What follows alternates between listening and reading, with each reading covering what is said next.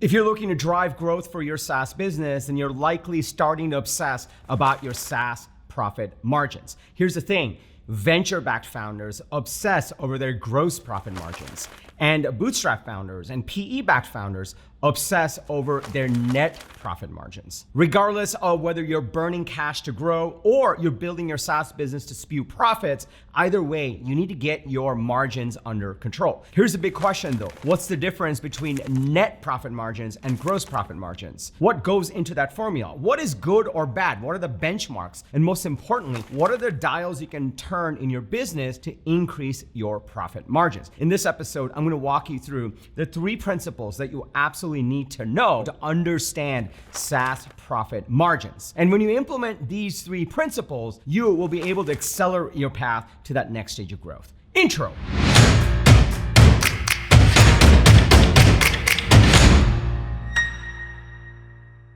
What's up, everybody? Welcome to Unstoppable. I'm TK, and on this channel, I help SaaS founders like you grow your SaaS business faster with an unstoppable strategy. Now, if you're new to this channel, welcome. I drop an episode every single Sunday with actionable strategies and tactics from the trenches on how to grow your SaaS business faster. So be sure to hit that subscribe button and that bell icon, that way you'll get notified every single time I drop an episode with, that's right, the TK energy. Now, if you're already part of this community, if you're part of my SaaS go-to-market coaching programs, my people, welcome back. It's really awesome to see you over here. Now, over the last week, it's been an insane few days for me. First of all, we hosted our go-to-market immersive here in Dallas. We had SaaS founders fly in, and we worked an entire day on revamping their go-to-market strategy. After that, I celebrated my 6-month anniversary with my girlfriend. That's neither here nor there. But then I flew back to California, where I spent nearly a decade of my life, and hung out with some old friends. Here's a picture of San Francisco. Here's a picture of me driving to South Bay. And here's some pictures of me hanging out with some old friends that are founders.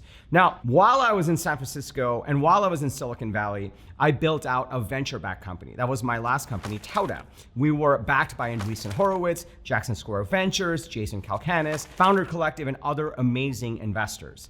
Right now, I run Unstoppable, which is a profitable company, and I also own 2 SaaS companies that are being bootstrapped and are scaling. In either of these cases, I had to truly understand and master SaaS profit margins. But in different phases of my life, I had to look at the margins differently. I had to operate the companies differently.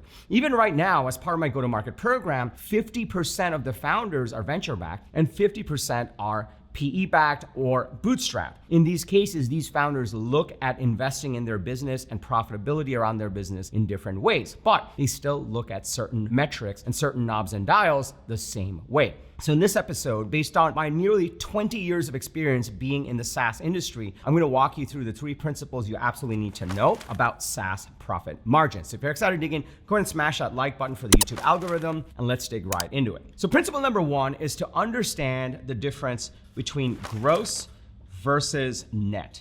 Because depending on how you're funded and what your goals are around your company, you'll be looking at them differently. So let's first define what they are. Gross profit margins are your revenue minus cost of goods sold, and we'll talk about what that is, divided by revenue times 100, and you get a percentage. Net profit margin is revenue minus all your expenses divided by revenue times 100. Now, let's talk about the difference in case you don't fully understand. And don't worry if you don't, there's lots of even advanced SaaS founders that don't fully understand this. And baby TK, when I was starting out in this game, didn't fully understand this either. So gross profit margins focuses on what it takes to fulfill your customer. That's why it's cost of goods sold. This would be your server costs. This would be your customer support costs. Depending on who you ask, this will likely be your customer success costs. This will be what it costs to pay for your servers, what it costs to run your operations, and also what it would cost to pay for your OpenAI tokens if you are building AI features. So all of these goes into actually running the product. And therefore, if you have a recurring revenue business, which you do because it's a software as a service business, you're going to be collecting that revenue over time, but there's going to be a certain portion of that revenue that goes to running the product and fulfilling the demand for the customer. And therefore, you're only keeping a certain percentage as profit, as gross profit. In comparison, if you're looking at net profit margins, then what you're doing is you're taking the revenue, but you're subtracting out all of your expenses. This will include G&A, which is general and administrative, your EA, for example. This will include sales. This will include marketing. It'll take out all the expenses and tell you what percentage of your revenue that you're bringing in you're actually keeping as profit. So in this case, this looks at two different lenses of the business. One, it looks at, well, if we're selling this product, which should run on its own for the most part, and they're highly scalable, then how much of the revenue do we keep? How much of each customer is profitable? If you're looking at this, you're looking at, well, with all the new customers we're bringing on and to fulfill the demand and to keep the business running, what are the total expenses? This is where the nuance comes in. Almost all founders think about gross profit margins. Why? Because you're trying to think about, are you truly building a proper SaaS business? The reason SaaS businesses are so valuable is because you build this one platform, you invest in it, you build it, and then you can run it at a relatively low cost, but you can keep scaling up the number of customers that are on it. So the more revenue that you get, you should be able to keep bigger and bigger chunks of it because your platform is scalable and software doesn't need more people. If you add another 1,000 customers to your platform, you get 1,000 times whatever your average deal size is. So you get more revenues, but that doesn't necessarily mean you have to increase your infrastructure as much, which is why software businesses are so lucrative, because you build it once and you run it at a fraction of the price and you can keep adding more customers on top of it. You compare this to, say, a services business. If you're doing a services business, then you're bringing on customers, but the more customers you bring in, the more people you're going to hire on the back end to fulfill that demand. Therefore, your gross profit margin will not be that high, because this COGS, the cost of goods sold, will go up commensurate to the revenues you're bringing in and the number of customers you're bringing in. However, if you're doing a software company in the right way, then you can increase your revenues, but your cost of goods sold shouldn't increase as much, which is why software companies always have relatively high gross profit margins. In terms of net profit margins, this is where it's a whole different story. Net profit margins, it's revenue minus all expenses. So if you're a VC-backed company, for example, you are probably not going to optimize for net profit margins, because you're going to say, look, I raised $15 million, $30 million, $300 million, but I'm going to put that into increasing the burn so I increase revenues, which means most of the time you're spending even more money on sales, on marketing, and even R&D. If you're a PE-backed business or a bootstrap business, you might say, you know what, we want to be super efficient on our expenses and we want to keep that low and we want to extract out as much profits as possible, even if it means a slower growth rate. And that's the difference between these two pieces. So most of the time, majority of the time, all founders will think about their gross profit margin. The reason for that is they want to make sure they're building a true profitable business on a customer level and on a cost of goods sold level. VCs will keep a close eye on gross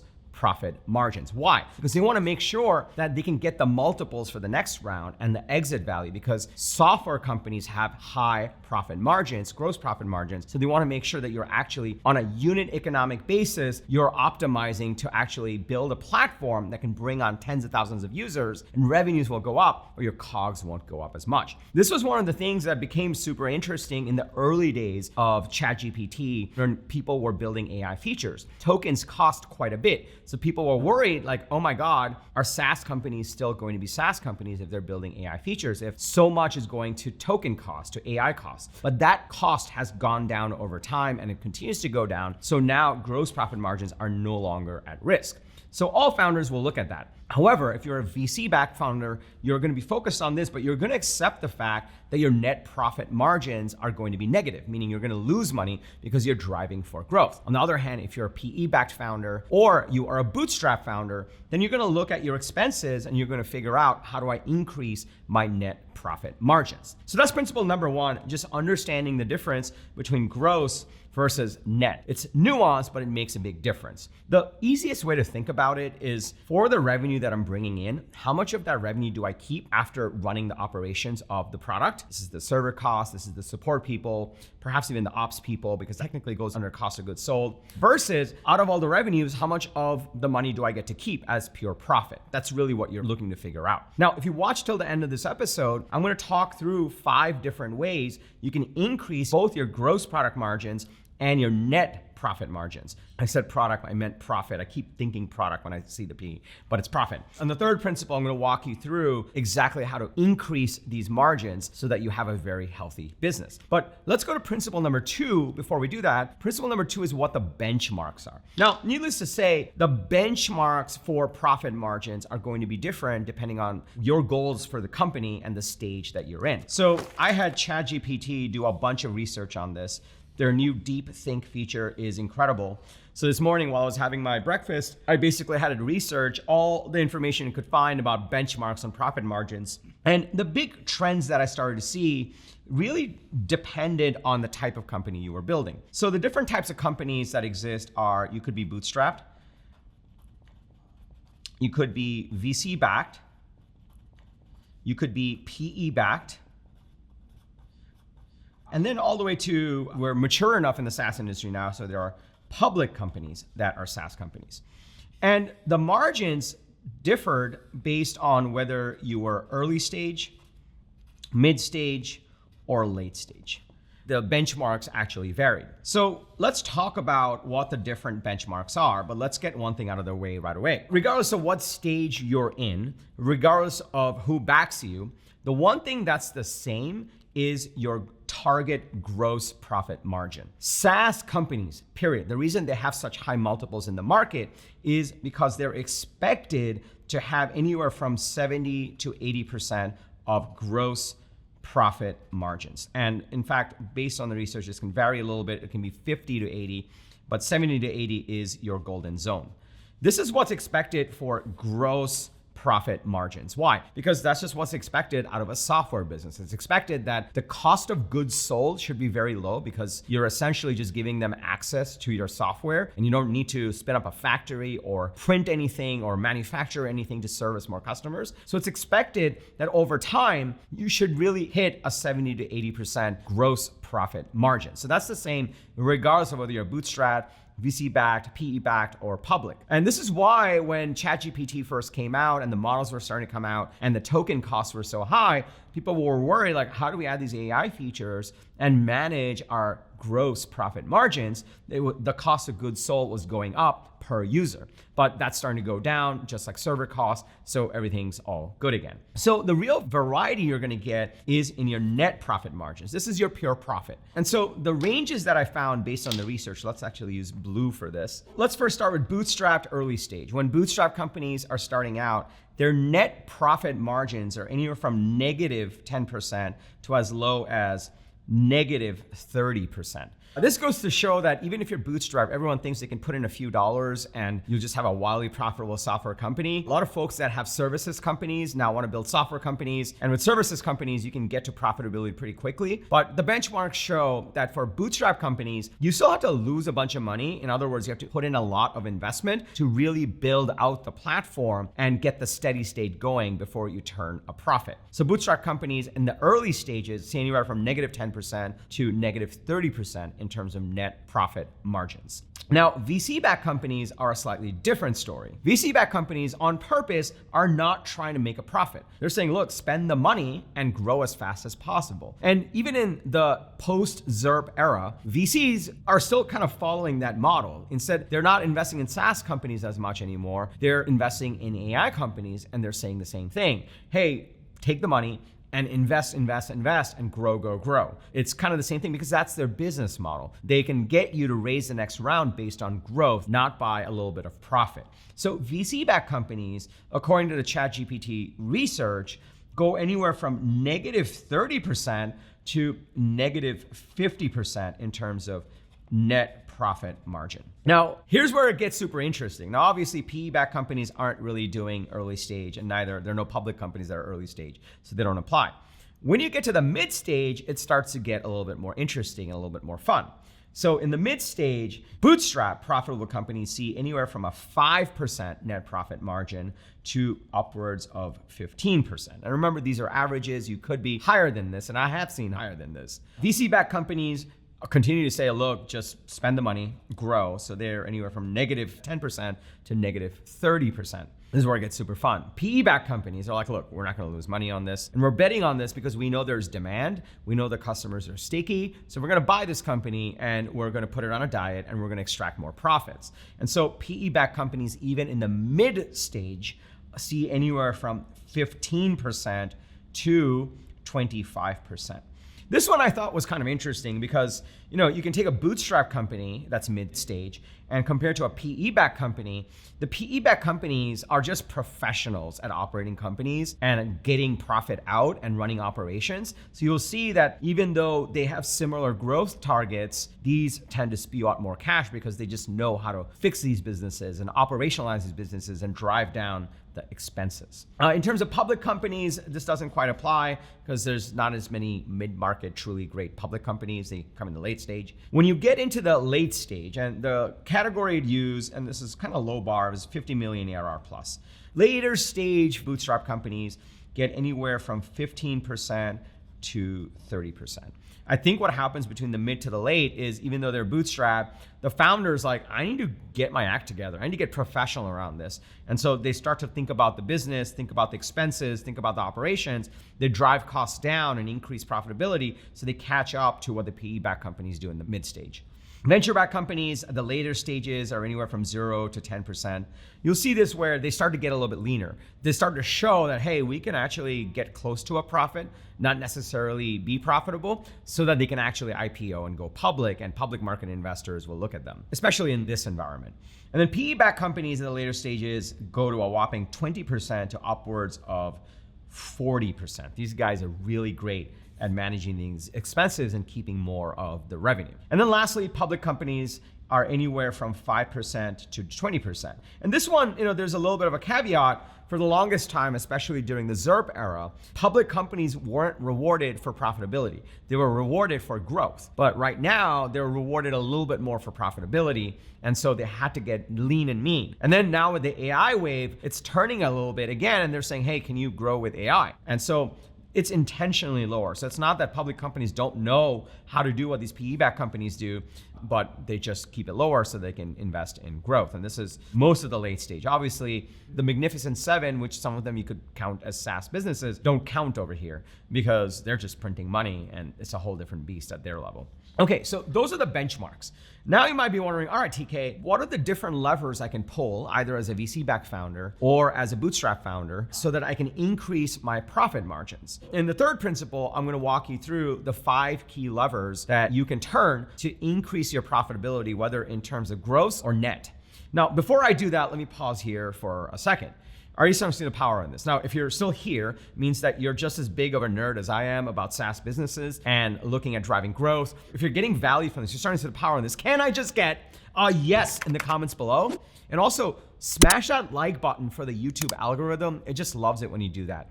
We put a lot of love into these videos. It takes an entire day to film these videos because I drive around for 3 hours trying to figure out how to best do the research, but then really tell you the story. It means a lot to us. We want to serve as many SaaS founders as possible. It means a lot to us when you smash that like button. So please make sure you do that. Also, if you're in this stage where you're looking to figure out, I've got revenues, but I really want to optimize my gross profit margin or my net profit margin. I really want to drive growth. I want to be thoughtful about these pieces. Then you should check out my SaaS go-to-market coaching program where I work with you to figure out how to drive efficiency, scale, and growth for your SaaS business. You don't have to go anywhere right now. I'll put the link in the description, but let's go to principle number 3 that talks about the different levers that we've used to drive growth. Also, if you haven't already, smash that like button for the YouTube algorithm.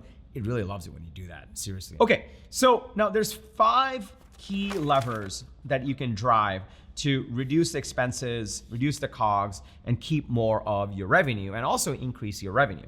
The 5 of them, the best way that I like to show this is to think about the flywheel of your SaaS business. Every SaaS business has a flywheel. They have a certain ideal customer profile they're going after, and they are doing a set of marketing and sales motions to acquire leads or even trials, depending on if you're product-led or sales-led. And so there's a certain go-to-market motion they're doing. So they're acquiring leads, they're getting attention in the market. From there, they are activating those leads. This could be a sales call. This could be a free trial where they actually use it. And then from there, they're converting it to revenue. And then from there, they are making sure that that revenue continues to come. They're making sure they're continuing to expand that revenue and retain that revenue to a point where they're so happy that it's actually driving referrals. And then as you get more referrals, more people in your ICP are referred into your company and you get more leads and it gets the full flywheel going. That's the power of a SaaS business. You unlock the full flywheel, then your profit margins start to improve and your growth continues. Everything is just better. So there are a couple of key things. There are 5 key levers that you can turn to improve your profit margins and improve growth. And depending on whether you're a venture-backed founder or a bootstrap founder or a PE-backed founder, you'll turn different knobs and dials. The first one that you can turn is to reduce your customer acquisition cost. So in this part of the flywheel, you essentially have a go-to-market machine that is getting out there and getting new leads, opportunities, trials, and pipeline, depending on what your sales and marketing motion is. And there's a certain cost to that. Maybe you're sales driven. Maybe you have SDRs. Maybe you have no marketing. In any one of those cases, there are ways to reduce the customer acquisition cost. So that's one of the ways you can reduce your expenses so that your profit margins go up. But not only does your profit margins go up, but your revenues go up. Remember, it's a ratio. This is the game that venture-backed founders play. They're like, look, my expenses are gonna go up, my burn is gonna go up, but that's okay because my revenue is gonna go up even more. And even more importantly, because it's a recurring revenue business, we may not make money on the first purchase, but over time, we're gonna make a lot of money. That's kind of the thesis around VC-backed founders. Bootstrap founders don't quite have that luxury. They're like, look, I need this to be as low as possible, and I need to make as much money on that first purchase so I can get profits and I can reinvest some of it back into the business. So it kind of depends, but either way, it comes down to your customer acquisition cost and your go-to-market machine. The second way that you can improve your profit margins is to increase your average customer value. So this is at the revenue point where if your average customer value or average contract value, your average purchase price is $100,000 and you can increase that to $110,000, you can bring on the same number of customers, but your revenue will be higher. You're bringing on the same number of customers, but they're each paying you more. So your revenue goes up, but your expenses don't change, or your cost of goods sold don't change. And therefore, you're able to actually increase your profit margins and make more money. The third way that you can improve your profit margins is to improve your net revenue retention and reduce your churn. So a lot of SaaS companies struggle because they get good at acquiring these customers, they get good at converting that revenue, but either the product sucks, or the customer success is not quite there, or the customer support is not quite there, or they don't take care of their customers. So these folks never get to the referral stage to get the full life cycle going, and therefore their churn is high. So the first thing you can do is get customers to stay. That's the first lever that you have at this stage. The other thing that you can do is figure out how they can continue to buy more. This could be new pricing tiers, this could be upsells, this could be expansion, you name it. So if they spent $100,000 on year one and you already fixed your pricing, so now they're spending $110,000, but then you have great customer success, so you retain that $110,000, but on year two, they're spending $200,000. So churn goes down, net revenue retention goes up, and therefore you're starting to unlock more of the flywheel. In that case, your expenses start to get lower, your revenues goes higher, but the recurring revenue kicks in, and the cost of goods sold is the cost of goods sold, but your revenue is higher on year two. Therefore, your gross product margin starts to go even higher, and it impacts your net profit margin as well. The fifth one is expenses. And, there was a point in the ZIRP era, that's the zero interest rate policy where money was free, where no one needed to think about the expenses because money was so cheap. But now every company is thinking about expenses. At the same time, there are more opportunities than ever to reduce expenses. So expenses could be in your cost of goods sold.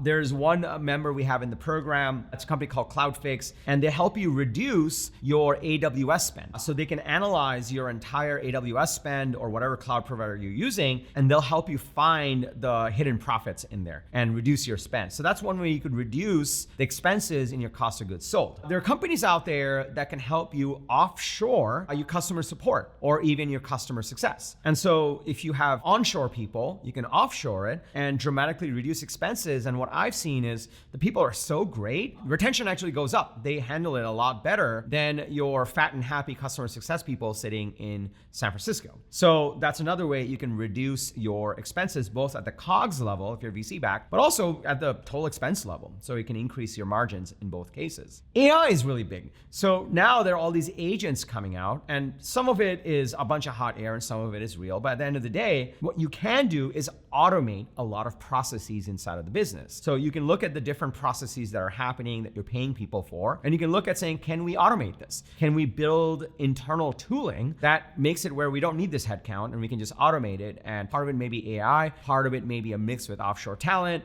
and therefore our expenses go down. And that can essentially increase your net profit margins as well, and also your gross profit margins, depending on where you're cutting and optimizing. A lot of companies have started to embrace product-led growth. They're saying, look, salespeople are expensive, so we're going to invest in product-led growth, and therefore people will just buy our product. Sometimes that does reduce expenses. Sales and marketing is one of the biggest expenses, but other times it just doesn't work because the market you're going after just wants to talk to a human before they buy. So you can't just go product-led and cut expenses and expect to have revenues. So it depends, but that could be one of the things. A lot of companies, especially a lot of companies that I work with in my go-to-market program, their CAC is really high and their go-to-market machine is just very expensive. And what they find is they're doing actually more sales than marketing. Remember, marketing is one to many, so it's very scalable. Sales is one to one, so it's not very scalable and tends to be very expensive. So the better the marketing, the easier the sell, or the quicker the sale, or the more you sell. So a lot of companies are underinvested in marketing and therefore overspending in sales to just keep up. And so one way you could do it is revamp your go-to-market machine over here, reduce your CAC, but also reduce your expenses because you now have more leverage for your sales team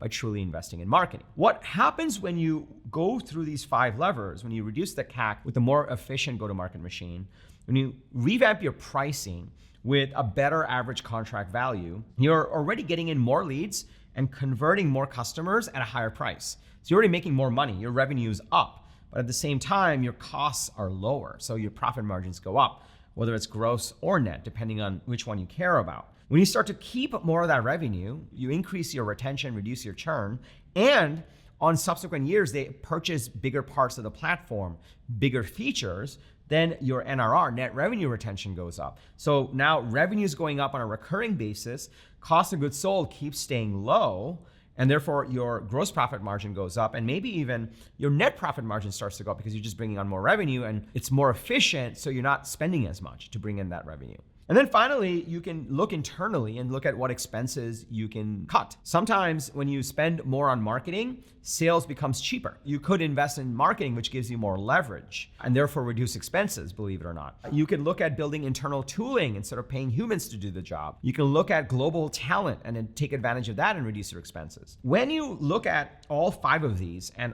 implement all 5 of these levers, then you get the full flywheel going. And that's when it gets really fun, because then you truly start to drive scale and revenues. This is why PE-backed companies are best of breed in margins. They know how to do this. They look at the flywheel and they improve all these different aspects. And VC-backed companies are quickly catching on because if you raise 15 million, but your cost of goods sold is lower and your expenses are streamlined, then you actually have more dollars that you've raised, even if you don't want to chase a profit, to invest in your go-to-market machine, and therefore you can take the market faster. Ultimately, the company that can outspend the competition wins. It's net a win for all of you, whether you're chasing growth or profitability. And that's where it gets super powerful because you're acquiring more customers at a lower cost. They're buying more. The average deal size is just more because you revamped your pricing. You keep more of them because you have a proper churn management process. You upsell them. And then there's so many happy customers, they start referring you. And by the way, referral pipeline converts faster and buys more and refers more. So this full viral flywheel starts to go for your business. And that's how all this starts to come together. So those are my 3 principles that I had for you in terms of SaaS Profit Margins. And hopefully you start to understand whether you're VC backed, PE backed, bootstrapped, it applies to you. And understanding this is super important. So let's recap. Number one, you want to understand the difference between gross versus net. Gross is revenue minus cost of goods sold, how much it takes to run the platform basically, and how much of it do you keep. Net is revenue minus your total expenses. How much of your money do you keep after expenses? Super simple. Oldest principle in business. There are different benchmarks depending on whether you're VC backed, PE backed, bootstrapped. But the gross profit margins are the same regardless of who's backed you, because this is software.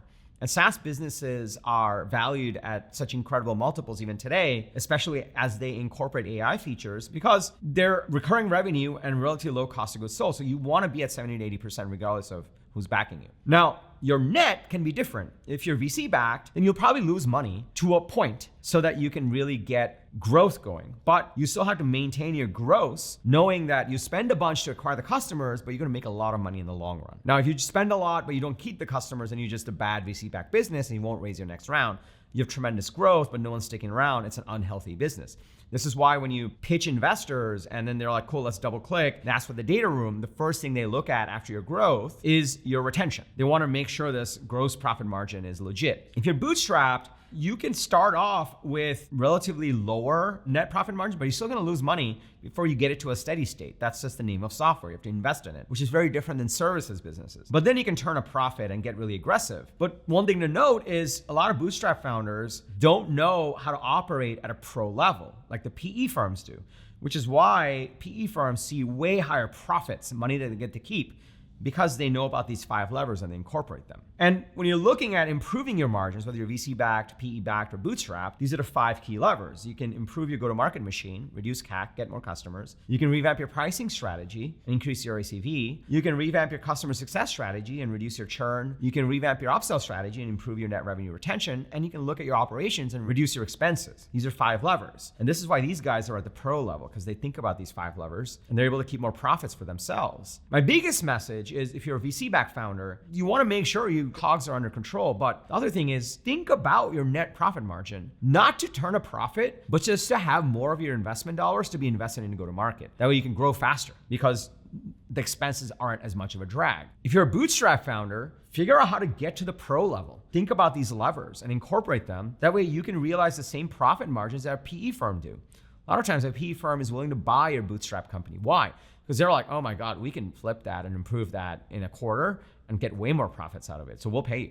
But you can do it yourself. So now you know the 3 core principles for SaaS profit margins. What you may not know is, TK, how do I incorporate these 5 levers? I want a more scalable go-to-market machine. I want to revamp my pricing. I want to revamp how I take care of my customers and retain them. I want to revamp how I upsell my customers. I want to think about my operational expenses and reduce them. I really want to get this full flywheel going. So for founders that want the step-by-step playbook on how to incorporate these 5 levers, this is why I created my SaaS go-to-market coaching program. Inside of this program, I work with you to help you revamp your go-to-market machine and reinvigorate growth and scale growth. Once you have that going, then you have the bandwidth to fix all these other pieces, whether it's increasing your ACV with a pricing strategy, reducing churn, increasing upsells, or streamlining your expenses. And I support you for the full flywheel. And when we work together, within months, we're able to unlock the full flywheel of growth. So if you'd like to work together, just go to tkkader.com/GTM. tkkader.com/GTM. When you get to that page, you'll get all the details about how I work with you and exactly how this transformation happens so that you can increase growth and also manage your margins, whether it's gross or net, depending on which one you're focusing on. And if it sounds like it's a fit, just fill out the little form and book a call. On the call, we'll figure out if you're the right fit, and if you are, we're off to the races right away. We'll also share countless case studies and testimonials from founders that have gone through the program. It's an incredible program. This is my 6th year running the program. It's built off of everything that I've learned being in SaaS and scaling my own companies, actively scaling companies, and coaching hundreds of founders. So just go to tkkader.com/GTM. Also, if you got value from this video, please smash that like button for the YouTube algorithm. It just loves it when you do that. So do we. We put a lot of love into these videos. If you haven't already, be sure to hit the subscribe button and that bell icon, where you'll get notified every single time I drop an episode from the trenches with actionable strategies and tactics like this on how to grow your SaaS business faster. If you have a fellow founder, a team member, if you're part of a Slack group, a WhatsApp group of other founders and investors, please share this video with them. We want to serve the entire SaaS ecosystem. And lastly, remember, everyone needs a strategy for their life and their business. When you are with us, yours is going to be unstoppable. I'm TK, and I'll see you in the next episode or inside the SaaS Go-to-Market Coaching Program. Take care, everybody.